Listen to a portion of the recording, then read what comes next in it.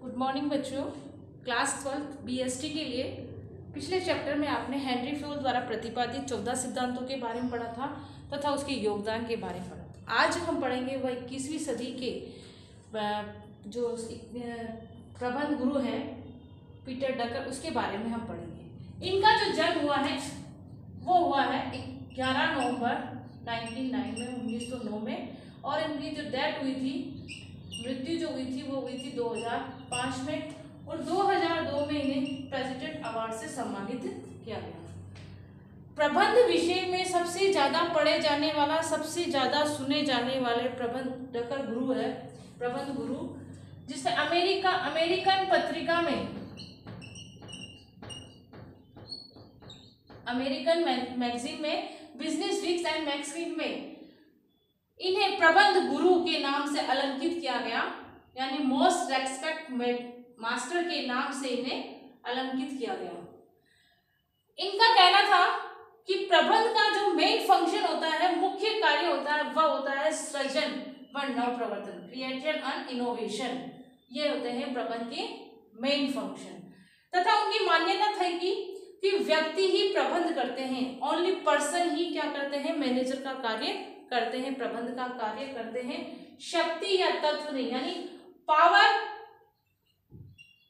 और फैक्ट, ये दोनों नहीं करते हैं, केवल व्यक्ति ही क्या करते हैं, कार्य करते हैं। उनका मानना था कि प्रबंध एक मूल्य मुक्त विज्ञान है, यानी वैल्यू फ्री साइंस मानते हैं। वैल्यू फ्री साइंस माना है उन्होंने। 1980 में लिखी पुस्तक मैनेजिंग इन ट्रबलिंग टाइम्स, जिसके अनुसार प्रबंध का मुख्य कार्य, ध्येय, लक्ष्य, उत्पादन कार्य, श्रमिक उपलब्धि, सामाजिक प्रभाव और प्रशासन, यानी goal, objective, productive work, labour achievement, social effect आदि को उन्होंने क्या माना है, प्रबंध के कार्य माने हैं। 1956 में उद्देश्य द्वारा प्रबंध की विचारधारा, जो टेक्नोलॉजी आई थी, मैनेजमेंट बाय ऑब्जेक्टिव, उसमें पीटर डकर का महत्वपूर्ण योगदान था।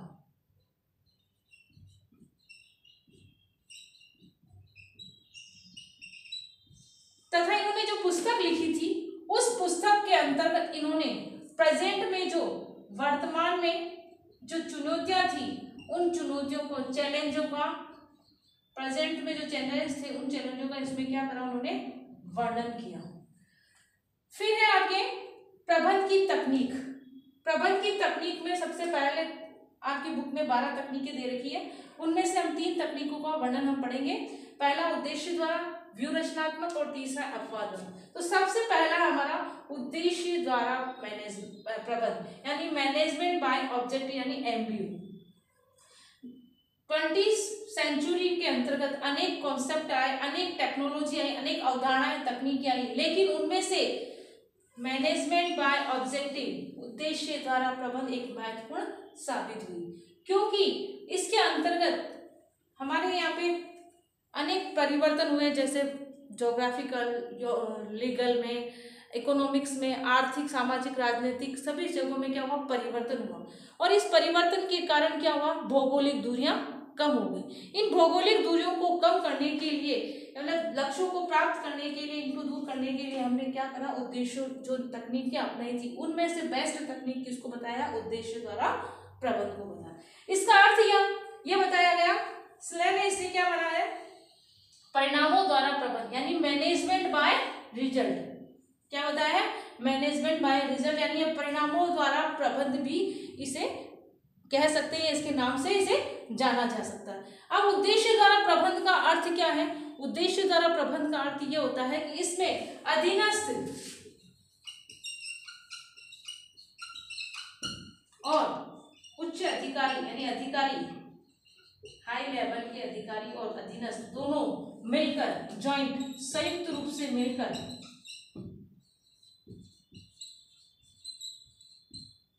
क्या करते हैं, अपने लक्ष्यों को प्राप्त करने का कार्य इसके अंतर्गत करते हैं। यानी सामान्य जो उद्देश्य है उन उद्देश्यों को निर्धारित करते हैं तथा अधीनस्थ जो कार्य करते हैं उनकी योजना बनाने तथा उनके कार्यों का मूल्यांकन करने को ही हम क्या कहते हैं, उद्देश्य द्वारा प्रबंध कहते हैं। इसके अंतर्गत यही बताया गया है कि उद्देश्य द्वारा प्रबंध में जितने भी उद्देश्य होते हैं, लक्ष्य होते हैं, उनको किस प्रकार से प्राप्त किया जाए ताकि उसकी परिणाम क्या हो सकता है, अच्छा हो सके। इसी में एनिना राय ने बताया कि प्रबंध एक परिणामोन्मुखी है। एनिना राय ने उद्देश्य द्वारा प्रबंध को क्या माना है,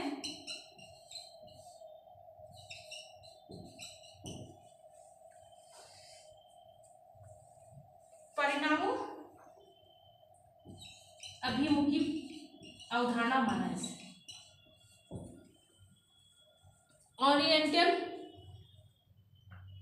माना इसे, परिणाममुखी विचारधारा इसे माना है। अब आगे जो हम पढ़ेंगे वो है हमारी प्रकृति यानी नेचर।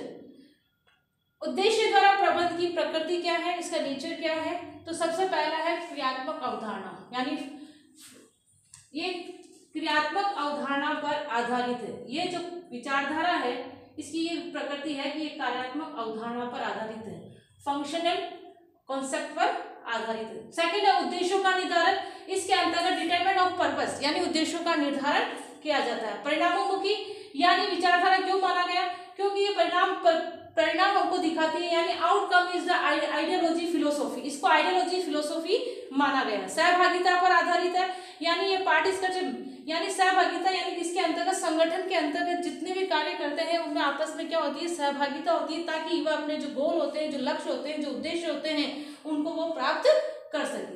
आगे हम पढ़ेंगे इसके गुण। सबसे पहला है संगठन के अंतर्गत, ऑर्गेनाइजेशन में कौन सा इसका गुण रहता है। सबसे पहला है श्रेष्ठ प्रबंधन, बेस्ट मैनेजमेंट। क्यों होता है बेस्ट मैनेजमेंट, क्योंकि इस प्रणाली को अडॉप्ट करने से जितने भी हमारे लक्ष्य होते हैं, गोल होते हैं, उसको आसानी से प्राप्त किया जा सकता है। दूसरा है श्रेष्ठ नियोजन यानी बेस्ट प्लानिंग। बेस्ट प्लानिंग के माध्यम से क्या होता है, जो भी कार्य होते हैं, निर्माण कार्य हो, चाहे कार्य निर्माण हो, चाहे अन्य किसी भी प्रकार के उद्देश्य हो, सिस्टम हो, उसको आसानी से इसके अंतर्गत पूरा किया जाता है। संगठन की स्पष्टता क्यों होती है, क्योंकि इसके अंतर्गत क्या होते हैं, कार्य, उद्देश्य, कार्य है, उद्देश्य है, स्ट्रक्चर है, पावर है, लाइबिलिटीज है, इन सब की क्लियर स्पष्ट होता है, इसके अंदर क्लियर स्पष्ट होता है। इस कारण संगठन की स्पष्टता इसके अंतर्गत पाई जाती है। वचनबद्ध निष्पादन, कॉम्पिटिटिव एक्सक्यूज, यानी इसके अंतर्गत किसके प्रति, वर्क और ऑब्जेक्ट, कार्य और उद्देश्य के प्रति ये कैसे होते हैं, वचनबद्ध होते हैं। प्रभावी नियंत्रण, इफेक्टिव कंट्रोल होता है, क्योंकि श्रेष्ठ नियोजन होता है, संगठन में सभी चीज स्पष्ट होती है, चाहे वो गोल हो, चाहे ऑब्जेक्टिव, स्ट्रक्चर हो, पावर हो, कुछ भी सभी चीज हो, सभी का क्या होता है, क्लियर, यहाँ पर क्लियर होता है। तो ऐसी स्थिति में जो कंट्रोल होगा वो भी कैसा होगा, इफेक्टिव होगा। दूसरा है आपका उच्च प्रबंधन, हाई मैनेजर के गुण क्या हो सकते हैं इसके अंतर्गत। सबसे पहला यह है कि वह अधीनस्थों का मार्गदर्शन करता है, यानी गाइड करता है उनको, किसको, subordinate by guide by subordinate. फिर दूसरा है अधीनस्थों को प्रेरित करता है, मोटिवेट बाय सबऑर्डिनेट को क्या करता है, वो मोटिवेट करता है, मार्गदर्शन भी करता है, अभिप्रेरित करता है। समन्वय सरल होता है, कोऑर्डिनेशन जो होता है वह कैसा होता है, इजी होता है, किसके बीच में, विभाग और प्रबंधकों के बीच में, और मैनेजर और डिपार्टमेंट के बीच में कैसा होता है, कोऑर्डिनेशन, सरल समन्वय होता है। कार्यों का मूल्यांकन, असेसमेंट होता है, क्यों, किसके बारे में, द फंक्शन के बारे में कार्यों का मूल्यांकन होता है, ताकि वह क्या किया जा सकता है, अगर उसमें किसी प्रकार की कोई कमी होती थी तो उसे सुधारा जा सकता है। फिर है आपको अधीनस्थों के बारे में, अधीनस्थों को क्या लाभ है, तीसरा लाभ अधीनस्थों को, सबसे पहला है कर्मचारियों को अपने लक्ष्य का ज्ञान होता है, यानी नॉलेज हो जाता है इस गोल कि इस विचारधारा को अपना से, इस टेक्नोलॉजी को अपनाने से क्या होता है, knowledge of the goal, support कर्मचारी को हो जाता है। सेकंड है कार्य संतुष्टि में वृद्धि, वर्क सेटिस्फेक्शन इंक्रीज, क्या हो जाता है इनको, कार्य संतुष्टि में, इस विधि को अपनाने से कार्य संतुष्टि में वृद्धि होती है। अधीनस्थों को अभिप्रेरित किया जा सकता है, जितने अधीनस्थ होते हैं, सबऑर्डिनेट होते हैं, उन्हें क्या किया जा सकता है, मोटिवेट किया जा सकता है।